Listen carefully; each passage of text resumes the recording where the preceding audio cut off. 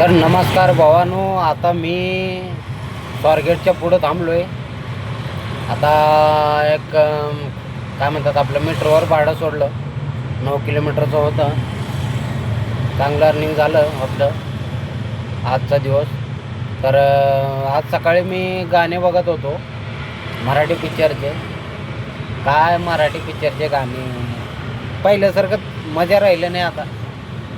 आता ते कॉलेजमधले पिक्चरं काढायला लागले. तुमच्यापेक्षा भारी व्हिडिओ तर ते टिकटॉकवाले इंस्टाग्रामवाले भारी भारी व्हिडिओ काढतात. तुम्ही असं का एवढं खर्च करून का असे व्हिडिओ का काढता म्हणतो मी.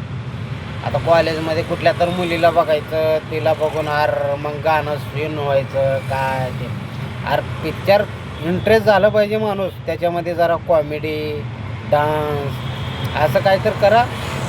काय त्या गाण्यात बी जाऊ नये ना तुमच्या त्या ॲक्शनमध्ये बी जाऊ नये.